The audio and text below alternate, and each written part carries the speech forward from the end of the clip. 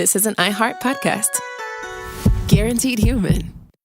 Hey folks, owning a home means one thing. Something's gonna break. AC, plumbing, fridge, and it's never convenient or cheap. That's where American Home Shield comes in. An AHS Home warranty can help protect your wallet from pricey breakdowns on even your oldest appliances and systems. And if they can't repair the covered item, they'll replace it. So check out American Home Shield and get 20% off any plan at ahs.com/SYSK and see promo details. See ahs.com/contracts for coverage details, including service fees, limitations, and exclusions. American Home Shield. Don't worry, be warranty. Stuff You Should Know is brought to you by Grainger. Grainger knows that if you're an HVAC technician and a call comes in, you need a partner that helps you find the right product, fast and hassle-free. And you know that when the first problem of the day is a clanking blower motor, there's no need to break a sweat. With Grainger's easy-to-use website and product details, you can be confident that soon you'll have everything humming right along. Call 1-800-GRAINGER, click Grainger.com, or just stop by. Grainger, for the ones who get it done. Hi, everybody. It's Stuff You Should Know co-host Chuck Bryant here. Charles W., some say. I'm in charge of picking out the Saturday Select this week. And we're going back to 2017, December 5th. In fact, it's a Christmas episode. It's called How Vomit Phobia Works. Trigger warning. There will be talk of vomit. Rated R. Welcome to Stuff You Should Know, a production of iHeartRadio.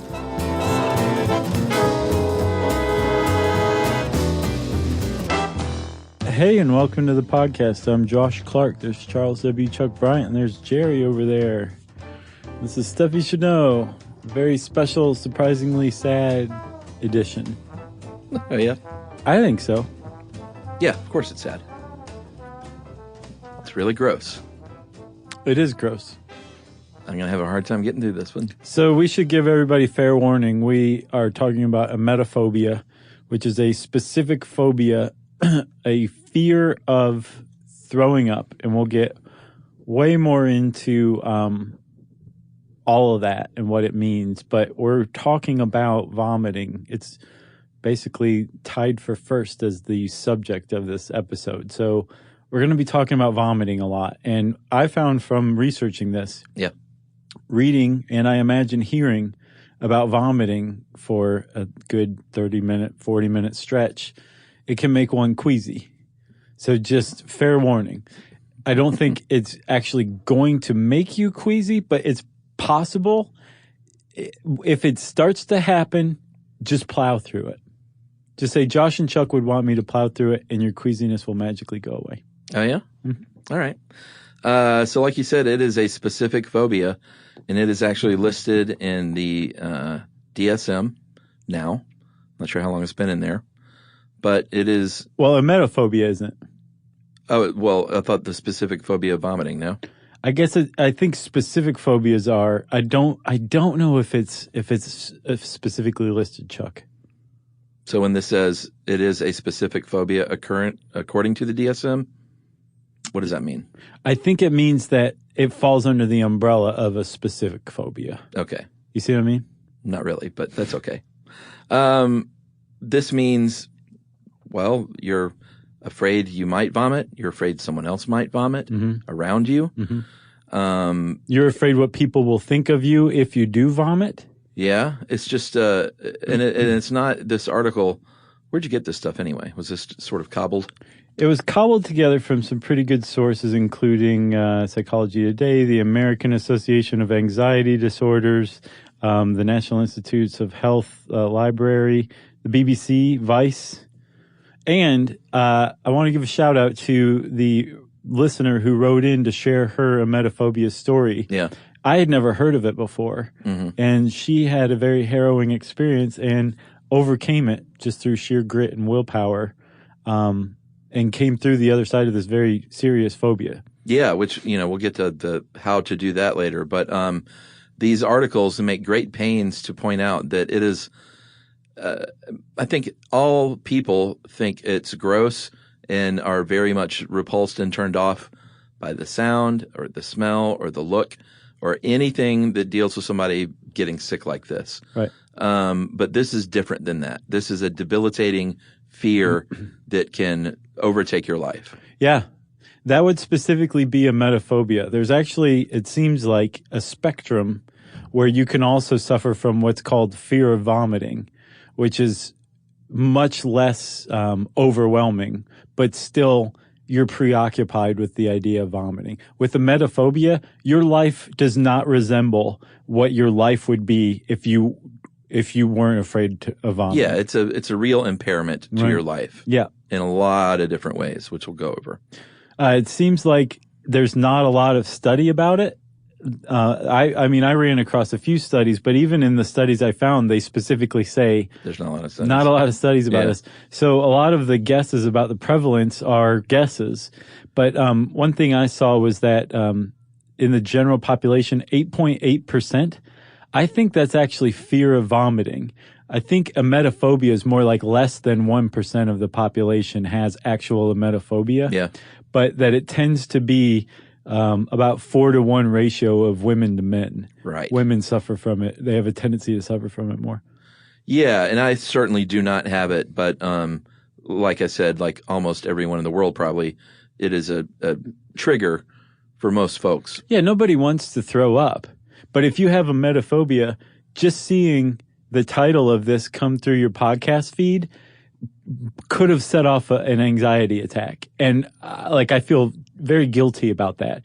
There's nothing we could do because even if we warned everybody in the episode before this that this was coming, that would set off a panic attack. Just the mere mention of the word vomit can set the anxiety disorder into full gear. Yeah, this one article you sent, one of the clinicians they interviewed who treats anxiety disorder said it is, in her practice, the most common fear among children that they see. Yeah. And that's typically how it starts. So it's a chronic disease, meaning that if you don't treat this, it's going to persist basically every day of your life, and it tends to get worse over time. Yeah. And it usually starts with a traumatic experience of vomiting, most frequently of all in childhood. Mm-hmm. So it's more common, I think, among kids, but it can survive into adulthood, and it can start in adults. But what seems to happen is you have a traumatic experience from vomiting, and just like with any other traumatic experience, whether it's surviving a violent crime or being in war, vomiting can have that same effect on the brain, apparently, and you develop something pretty closely akin to PTSD at the thought of vomiting, and it overwhelms your life as a result. I had a traumatic experience with this when I was a kid. Mm-hmm. I might have told this story before for another reason, but I was on the bus going to elementary school, and there was a scary kid. Remember, in elementary school, they were just the scary kids. I remember my scary kid's first and last name. Yeah, right? Mm-hmm. And they're scary for various reasons, whether they were bullies or, I mean, you could probably diagnose something that was wrong as an adult. Right. But as a kid, they were just scary kids. Yeah. And I'm not talking about like, I'm talking about like sociopathic behavior, not something that, like some. They weren't goth, you mean? Yeah, exactly. Right. They had like real issues that were affecting other people around them. Exactly. Yeah. So this one kid, I remember his name was Tony something, but he, on the way to school one day, would, or many days, he would make himself throw up outside of the, with his face out of the window. And it would, the school bus was going down the road, and it would fly down and land on the windows all the way down. Oh my God. Come in other windows, and he would make himself vomit. And it scared the crap out of me, man. Oh, and it wasn't like, I'll bet it scared the crap out of the bus driver. I was scared of this dude. Yeah, well, that's really bizarre behavior, especially if he was doing it to like intimidate or freak other people out. Yeah, and I think I might remember. You've never told that story before. Story because it's, how sometimes a certain event can tie something else in your brain. Mm-hmm. My dad was my elementary school principal. Mm-hmm. I don't know why I was riding the bus because I usually just went to work with him. Well, he wanted to normalize things. Yeah, maybe. But I ran to my dad's office right when I got to school crying. He wasn't in there, and the secretary, Dot Jones, let me in the office.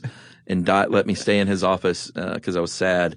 And he had one of those big cabinet stereos. Did you put on the Rosie 70s. Greer record? So the stereo was already on, but the song that was on, weirdly, was the Bee Gees, How Deep Is Your Love? Oh, that's good. And to this day, I hear that song, and it makes me want to cry. Really? Yeah, it's just a trigger from that day with that guy. You know what? Isn't that weird? That's a sad story because that's a good song. I know. It makes me want to weep. It makes me want to weep for you. Thinking about Tony making himself throw up. And I always wonder what happened to that guy. He's in Jim Rose's sideshow right now. Maybe. Is that still around? I don't know. Pukey Tony?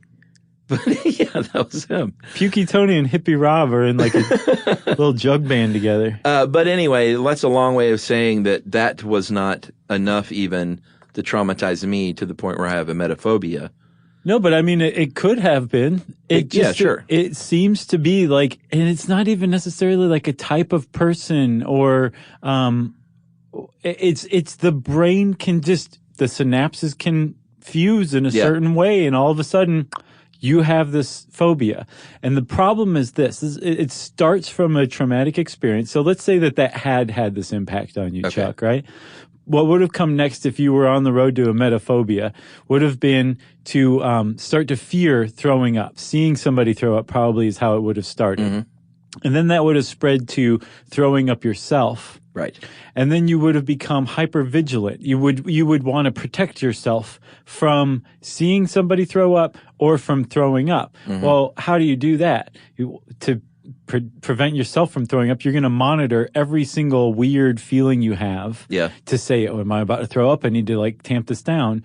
Or I can't eat that food. It might make me throw up. Or I can't read in the car. It might make me car sick and I'll throw up. Or that person looks kind of sick. I'm going to avoid them. And then let's just take it a little further and avoid everybody altogether because anybody could really throw up at any given time. And you start to become preoccupied with this and you adjust your life and alter it. And then you're constantly worried about throwing up. And once that happens, the phobia is complete. Your life has changed. You're constantly worried about it. And then the cherry on top of the whole thing is that when you finally are confronted with the word vomit, actually seeing somebody vomit, something like that, you enter a panic attack, an actual panic attack. Yeah, you can for sure. And the only way to overcome that is to get away, to run, to get out of there, I'm not sure all the ways you can handle a panic attack, but then it calms down and your anxiety returns to normal levels, which is to say high for the average person. Yeah. So in my case in elementary school, how that could have gone was, I had another ride to school, but if I hadn't, I might have stopped taking the school bus and started skipping class and not going to school at all because I was afraid to get on the school bus because of Pukey Tony. Right. And gone weeks in a row. And then my parents get a call saying Chuck hasn't been in school for weeks. What's going on? And that's exactly what's going on. Like it can get that severe. Right.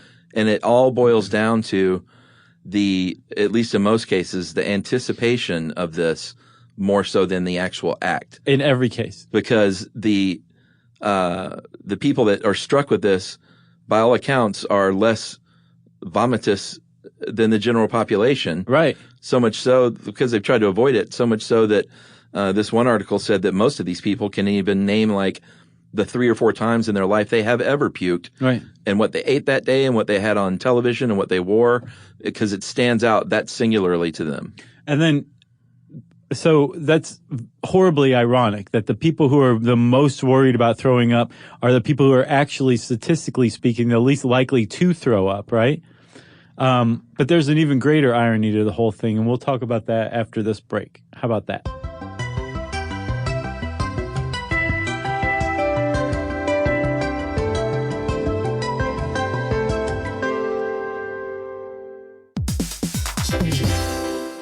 Hey everybody, we're here to talk to you about Wayfair, who believes that spaces should be functional, they should be comfortable, they should be well designed, and they can be well designed by you with their help. Your updated space should feel more comfortable, inviting, and practical for everyday use. And we're talking about outdoor seating. We're talking about grills. We're talking about major appliances. If you need storage solutions, Wayfair can help you out. Patio lighting, rugs, decor. It is your one-stop shop for home. Yeah. I mean, it's getting nice out, so it's time to think about living outdoors for the next few months. And Wayfair knows that outdoor furniture, it's heavy, it's intimidating to assemble. So Wayfair has stepped in and said, we're going to handle the hard part so you don't have to. That's right. You can shop Wayfair Verified, your shortcut to the good stuff. And that means their team of product specialists are going to vet everything by hand using a 10-point inspection, testing things like, quality materials, functionality, and features, and even how long it takes to build that piece of furniture. And the overall experience save time, reduce hassle, and improved convenience. Patio season is here, and these deals won't last. So head to wayfair.com right now to get your outdoor space ready for way less. That's WAYFAIR.com. Wayfair, every style, every home.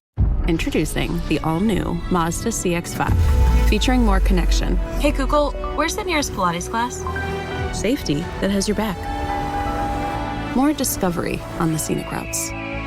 More passion in the details. And more control in changing weather. The all-new Mazda CX-5. More to move every side of you. See it in 5 films at MazdaUSA.com/5sides. Google is a trademark of Google LLC. Sequences shortened and simulated. Dell PCs with Intel Inside are built for the moments that matter. For the moments you plan and the ones you don't. Built for the busy days that turn into all-night study sessions, the moment you're working from a cafe and realize every outlet's taken. Yeah, the times you're deep in your flow and the absolute last thing you need is an auto update throwing off your momentum. That's why Dell builds tech that adapts to the way you actually work. Built with a long-lasting battery so you're not scrambling for the closest outlet, and built-in intelligence that makes updates around your schedule, not in the middle of it. That's right. They don't build tech just for tech's sake. They build it for you. Find technology built for the way you work at Dell.com/Dell PCs. Built for you.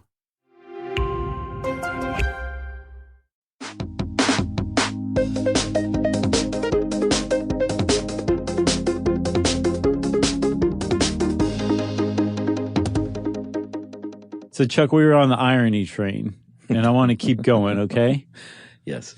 The irony of paying attention and being hypervigilant about vomiting, especially when you are worried that you're going to vomit. Because, again, there's a number of things that you're worried about. You're going to be worried that you won't be able to find a bathroom in time to go throw up. You're worried about throwing up in front of other people, and embarrassing yourself or being teased for throwing up.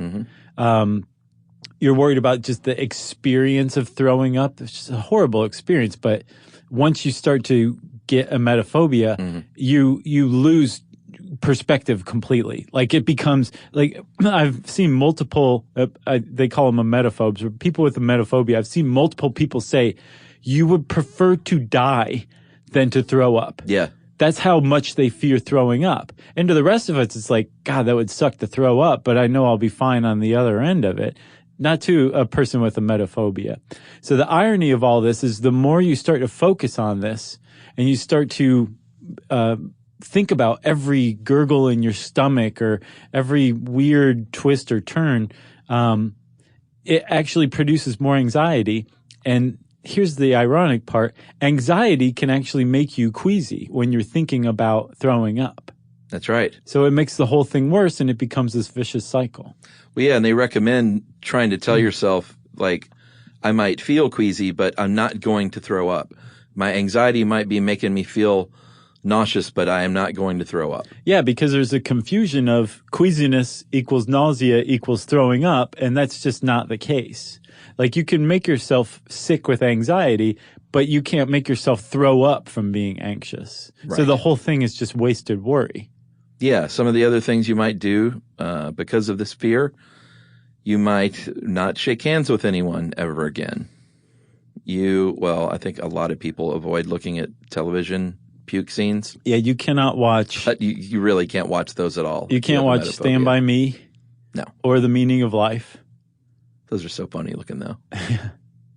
But still probably not. No. You might throw away food in your fridge that is not even past its expiration date. You might have a trigger there. You might overcook your food on purpose. And then before you eat it, you will lift the bread a bunch of times. It's called checking behavior. Sure. You might not eat on vacation as readily because you only trust your trusted food sources. You might go into a place and like, when some people go into a music venue, like they check for the exits, like you're checking for the bathrooms. You may not even make it to the music venue. A lot of people with emetophobia end up being agoraphobic and just don't leave their house. Really debilitating. Or it's often confused for agoraphobia by counselors and shrinks. I've got another one. All right. Apparently, a lot of people who have emetophobia walk around with a plastic bag on them at all times, something to throw up into. Yeah. An emergency throw-up bag. They walk around with this because they're so afraid of throwing up. That they never need to use because they probably don't ever throw up. I know. And some of them will actually carry a change of clothes around with them as well. Really? Mm-hmm. For the same reason. If they throw up on themselves, they can change their clothes. Yeah, and of course, air travel, drinking alcohol, any of those things or car travel even. Yeah. Like any kind of travel is probably avoided. Definitely don't booze it up or... Yeah, they probably don't drink at all. Yeah. And subsist on things like pasta and bananas and very, very safe, digestively speaking foods. Although a banana could gag you. Yeah. God, that would be a nightmare if you had emetophobia. I wonder if they mash them up and eat it like mashed up with a fork maybe. Maybe. I could see it. Yeah, and I could see cutting your food up into, the tiniest pieces because you fear choking. And that's one of the fears too. I don't think we mentioned, like, they're not just afraid of the vomiting, but they sometimes can fear choking on vomit and dying and asphyxiating or going to the hospital. Or starting to vomit and the vomiting never ending. That's another fear of emetophobia. One other thing that I saw people do is prevent getting pregnant because of a fear of morning sickness. Yeah. So your life is altered and curtailed because you're afraid of vomiting. Everywhere you look, there's a potential trigger out there, so it'd just be easier to stay home and eat your pasta and not watch movies, basically. And to just lie there and monitor your stomach for signs that you're about to throw up. That's what they do. That's what you do when you have emetophobia. That's your life. Yeah. It's no way to live. It is not. So, this is not all just academic and stuff we're grasping at straws and pulling together from different cases. There's actually a case study we found that was of an 8-year-old girl who had a terrible experience throwing up and really kind of encapsulates the experience of emetophobia. She had full-blown emetophobia. She had appendicitis and had been throwing up before the doctors figured out she had appendicitis and had her appendix removed. And that experience throwing up was, it triggered emetophobia in her. When she came to and was recovering from her surgery, about 10 days later, she started getting really worried she was going to start throwing up like that again. Yeah, it was a really sad case and pretty much covered everything we've said and even then some, to the point where her father traveled for business and she didn't want him to travel anymore, her father to travel anymore, right? For fear that he would get some sickness and then bring it back to the house. Right. And I mean, that's pretty extensive, Yeah, like she didn't want to eat herself. She didn't want to eat any outside food. She had her safe food, but she also didn't want her parents to eat any outside food either. Yeah. Because she didn't want them throwing up. She stopped playing with other kids because she was worried about throwing up in front of them and being teased. That was her big thing. Yeah. And as one of the clinicians who we came across in this research said, it's not the vomiting that's really the problem. Like, that's the focus. That's the obsession. But the real problem is the worry, the constant worry. It's the worry that's altering your life. And it altered this little girl's life, Very sad. So let's take another break, and then we'll come back and put a silver lining on this thing and talk about treatment.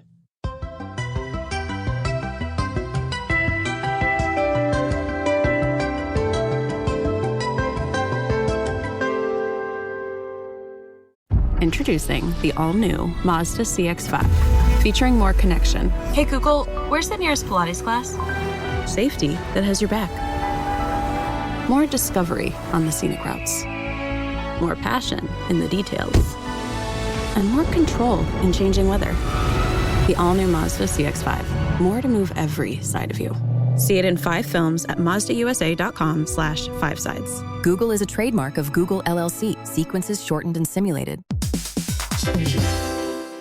Dell PCs with Intel Inside are built for the moments that matter, for the moments you plan and the ones you don't. Built for the busy days that turn into all-night study sessions, the moment you're working from a cafe and realize every outlet's taken. Yeah, the times you're deep in your flow and the absolute last thing you need is an auto update throwing off your momentum. That's why Dell builds tech that adapts to the way you actually work. Built with a long-lasting battery so you're not scrambling for the closest outlet, and built-in intelligence that makes updates around your schedule, not in the middle of it. That's right. They don't build tech just for tech's sake. They build it for you. Find technology built for the way you work at Dell.com/Dell PCs.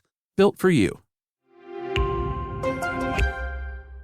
Everyone knows winter is the real mess maker. You don't need WeatherTech floor liners for summer unless you hit the beach and half the beach ends up back in your car, or the campsite dirt ends up in your trunk. Then you'd want a cargo liner, or a road trip goes sideways, lemonade spills, ketchup goes rogue, ice cream drips. Yeah, you'd be pretty happy about those WeatherTech seat protectors. So just to be clear, as the mud you're inevitably going to step in this summer, you don't need WeatherTech unless you plan on doing summer. Visit WeatherTech.com today.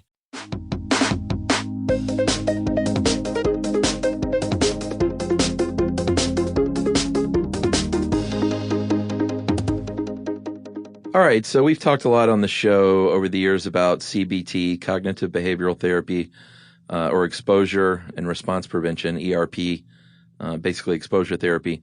And this is definitely probably the way to go when it comes to emetophobia. So depending on who you go see, you might undergo various kinds of treatments ranging from starting out by literally saying the words vomit out loud, or throw up or puke, or just all the words, because that's literally the first step sometimes into getting over this, is just being able to speak the word. Yeah, and you may have to start out by writing it down first before you even say it out loud. For real. And so once you move past that, the therapies range from they're kind of all over the board, from looking at fake vomit that your therapist has made in a toilet. Yeah, now you're starting to move into exposure therapy, right? Yeah, I mean, this is all of this stuff, ERP and CBT. Okay. But, they'll make up some fake vomit, put it in the toilet, make you go look at it. They themselves, the therapist, might make the noises in front of you. Right, just out of nowhere. Well, I imagine they probably prep them, or maybe not. It may go in the bathroom and jump up and say, I got to go get sick. And all of this is just exposing this patient over and over to the point where they can handle hearing the sound, seeing the thing, saying the word, hearing the word. Smell is another one too. Sure. One of the recommendations for exposure therapy is you make your own throw up, like in the toilet, a little bit of cold soup or something like that, maybe mixed in some oatmeal with it, and then pour a little vinegar in there to like make it pungent, and sit around and think about that being vomit. Maybe try to make the sound of throwing up yourself, try to make yourself gag.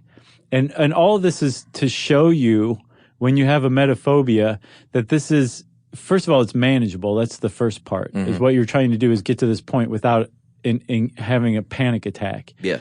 But then also that if you gag, it doesn't mean you're automatically going to throw up. Right. And if you do throw up, it doesn't mean you're never going to stop throwing up. Right. Or that everyone's going to ridicule you for throwing up. Yeah. And that's, the point of any cognitive behavioral therapy is just kind of change your perspective and give you a more realistic view of the thing you're worried about.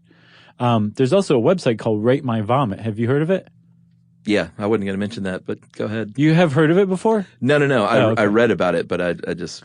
It just sounds like, that's like classic internet stuff, right? Somebody's like, oh, let's put pictures of throw up on there, and you guys tell me how gross it is. Well, it's actually used by people with emetophobia as exposure therapy at home. To just go look at this stuff and see it. There's also videos of people throwing up. There's a lot of stuff. The internet, unintentionally, is this great place for people with emetophobia to go get over their fears. And I'm sure, if you have a fear of snakes, it's good for that too. Yeah. But so is a Time Life book. You're not going to find a Time Life book that's nothing but pictures of vomit. No. You're going to find it on the internet, though. Yes, you will. That's not in the Old West series. No. And then I found this other type of therapy, Chuck, called eye movement desensitization and reprocessing, EMDR. And it's used for post-traumatic stress disorder. And it's the most bizarre treatment I've ever heard of in my life. But apparently it really, really works. Yeah. Are you ready for this? Yep. So say I was your therapist and you had PTSD. And it's been used to treat emetophobia a couple of times. But you're talking about the thing that gave you PTSD. You're focusing on the worst aspect of this traumatic experience, and you're talking about it out loud. But while you're doing it, I'm moving my finger back and forth and up and down, maybe in a slow circle, and I've instructed you to follow my finger wherever I move it. Yeah. While you're recounting this horrible traumatic experience. Supposedly just doing this over multiple sessions, but sometimes just in one long session, PTSD can be treated. And the way that they think this happens, if it actually does work, it just sounds like like totally made up that in 50 years they're going to be like, they actually thought this worked. Right. But if it does work, they think that it works because it taxes your working memory to follow the finger. And your recall then is not aided fully by your working memory. So the vividness of this horrible memory isn't as robust as it would be if your full working memory was working on it. And so when you reprocess it, when you file it away again, this memory, it's lost its luster. It's lost a lot of its bite. Right. Because you've gotten it out there and reprocessed it in a way that's not nearly as traumatic because your working memory was being used in part to follow your therapist's finger. Supposedly it works. Wow. Yeah. Isn't that nuts? It's pretty neat. Yeah, I think so too. I wonder if it really does work. You should try it. Anyone who has ever undergone eye movement desensitization and reprocessing, I would love to hear your story, if it actually helped you or not. For sure. And if you have emetophobia, Godspeed. We hope you get well soon. And to take this on, or any phobia really, has so much courage and grit that just taking a first step toward treatment, my hat is off to you for life. Yes, and chances are you probably didn't even listen to this episode. Yeah. But if you have a different phobia. Yeah. Any phobia. And since I said phobia a couple of times, that means it's time for listener mail. I'm going to call this our second PSA in as many weeks, if this releases the same week. Okay. But this one's about dogs. It's very sad. Hey guys, take me a while to write this because it's been very difficult to talk about. Now, you're animal lovers, though, so probably a good majority of your listeners are. And I thought sharing our tragic story would help prevent others from experiencing the same thing. We lost our dog, River, about 2 months ago because I left a bag of chips out.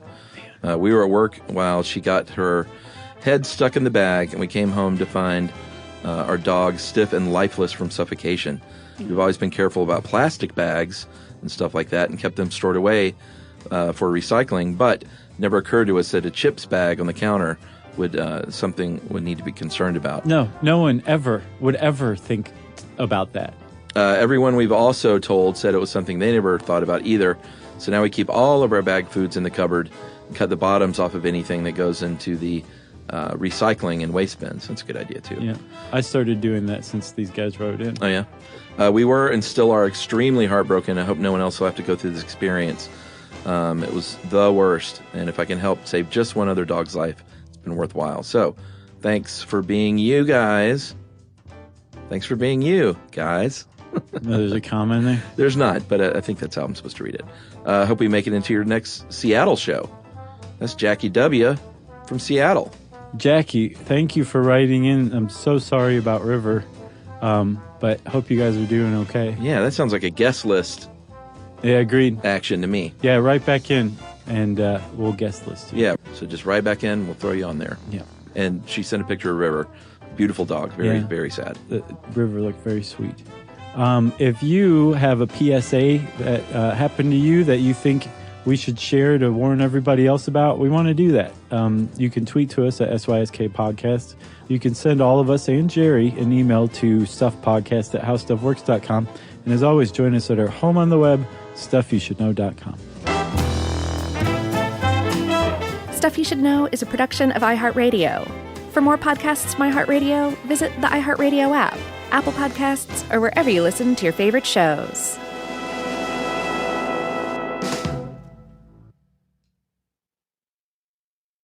Service opens doors, and at American Military University, it can open doors for the whole family. If you have a loved one who served in the military, you may qualify for reduced tuition. AMU offers flexible online programs designed to fit your schedule, so you can keep moving forward wherever life takes you. Learn more at amu.apus.edu/military.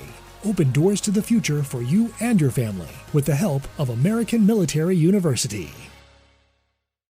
Introducing the all-new Mazda CX-5, featuring more connection, Hey Google, where's the nearest Pilates class? safety that has your back, more discovery on the scenic routes, more passion in the details, and more control in changing weather. The all-new Mazda CX-5, more to move every side of you.